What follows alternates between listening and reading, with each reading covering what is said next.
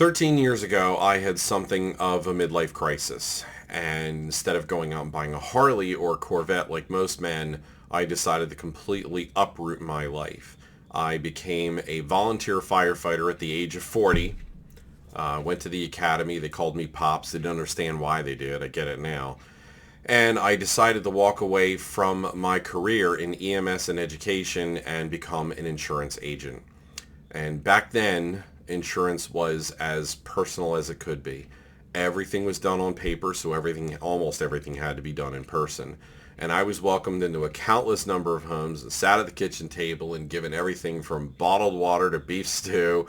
You let me eat your Halloween candy, Jewish apple cake, and more.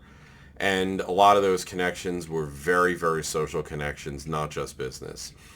2020 brought all that to a grinding halt with the instructions and restrictions imposed, and forced all of us to kind of jump into the water and get used to new ways of staying in touch with one another when being together physically just wasn't possible or preferred.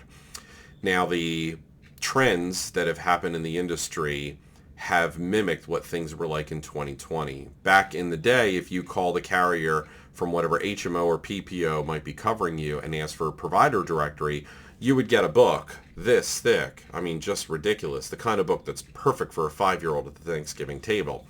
But now if you call and ask for one, they ask for your email address so they can send you a PDF because they recognize that the cost of creating and shipping a provider directory to you can be saved. In addition to that, most applications are not papers. Most of them are electronic. In fact, I got an email from a carrier 2 weeks ago saying that they will no longer be accepting paper applications. It is electronic or get lost. We don't want your business. So obviously, big trends in the industry that have happened. I miss the personal days. I recognize that the electronic way of doing things is the necessary way of doing things, but I don't like the sterility of it. So I decided that I wanted to create and send some videos to all of you to try and create a little bit more of a personal touch and maybe make myself feel like I am back in your kitchen a little bit. The idea of doing so, of course, means that we are going to have some adaptations as things go on. And one of the things I realized that I've already adapted to since the pandemic is a lot of you I've done business with since the pandemic, and I've never met you. We've only done business strictly over the phone. You couldn't pick me out of a lineup. Well, here I am. It's what I look like. Hope you're happy. And I thought to myself, well, what better way to kind of introduce these changes than to do it in person with you being able to hear my voice and see the expression on my face at some of the things that we're going to do that I don't want to do, but we have to do. So I have 3 major things that we're going to be talking about. I'm going to be talking about Medicare Advantage, Medicare Supplement, and Medicare drug plans. All of these things are going to be on your minds during open enrollment, which begins October 15th and ends sharply at midnight on December 7th. The open enrollment period is always the same, at least it's always been the same since I've been doing this. And there are rules. Here's the rules.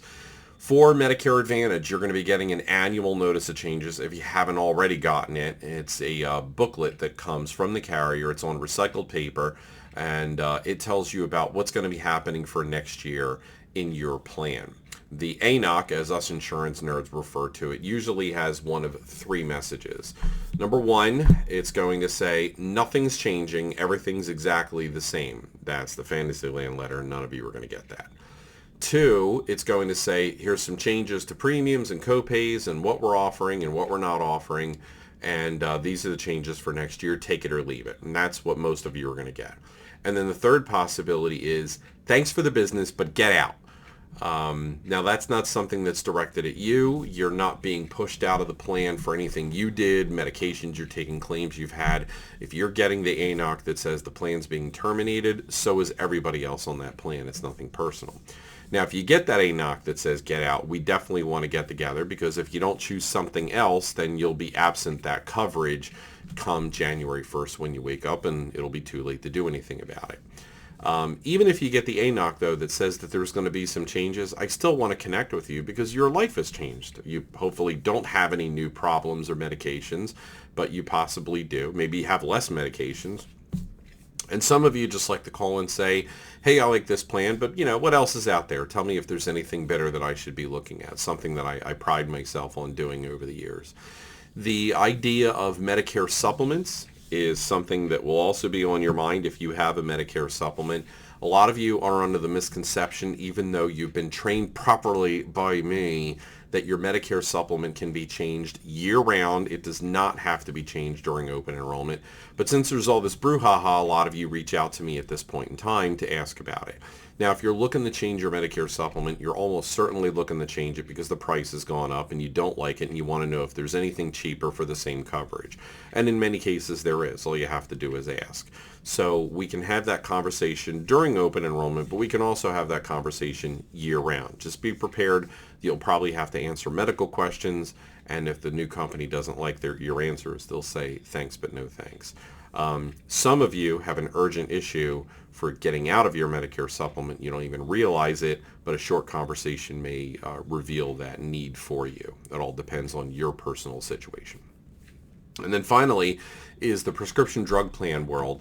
Now, the prescription drug plan world operates very much like the Medicare Advantage world. They send out that annual notice of changes October 1st or earlier in some cases, letting you know this is what's going to be changing for next year. Now, if all of our attention and research has been correct, most of you are not going to like your ANOCs with changes in premiums and copays and whatnot. And if you don't like your annual notice of change, obviously make me your first phone call. But what I'm going to be telling you is the process for shopping for prescription drug plans is going to be changing. In the old days, what I would have all of you do is I would send you a form and you would fill that form out and give me your list of drugs with what you're taking, how much you're taking, and how often you're taking it. And you would send that back to me, and then I would stay up until 11:30 at night typing all those lists into the system, and then I would have to call all of you to let you know what the results were. However, with the amount of time that I've been doing this, being able to do it that way, the span of control is just too great. As I said, we only have 7 weeks to get through this. So what my agency has done is we've secured a very wonderful and user-friendly tool known as Medicare Insurance Direct. Now, this system will allow you to go in once I send you the link and put in your zip code, your drugs, even your preferred pharmacy or pharmacies, and then it's going to list out all of your available drug plans in order from the one that the system thinks you would be most tailored to all the way down to the least. And you'll be able to look at things and explore and go through all kinds of details. Now, if you ultimately decide to enroll in a different drug plan than the one you have now, you can even do it right through that Medicare Insurance Direct. I'll have visibility and connectivity on it. I'll be able to see everything that's going on. If you decide that you want to stay in the plan that you have, no problem. It's a passive re-enrollment. There's nothing you need to do. Everything is just going to continue on. Unless, of course, you get that ANOC that says, get out. And finally, if you still have questions, if you have things that you want that personal attention for, please reach out. I'm telling you, it's going to be a very busy and very ugly season, and I feel like I'm going to be drinking heavily the day after the season ends. Actually, that's really kind of a misconception. I drink heavily at the end of every season, whether it's a good season or not. Don't tell anybody, please. But the idea of leaving all of you in the lurch and having you deal with a website directly is not what I'm looking to do. I'm just looking to manage the span of control as best I can. So if you're currently one of those people who's not a digital baby and you're shaking your fist at the computer because I just told you that you're going to have to touch a computer in a few weeks, I apologize. Not what I want, but it's what we've got. The idea of getting you help or having some questions answered, certainly something that I'm going to make myself available for. So I'm here doing the same job. I was trying to do it a little bit more efficiently. So that's my intro for this season. I'll be in touch shortly with more emails, more videos, more communications, ways that you can set an appointment with me, and then we will be able to connect and get everything handled before open enrollment ends on December 7th. So thanks for watching. Hope all is well with me, and I will be in touch. Have a great day. Bye-bye.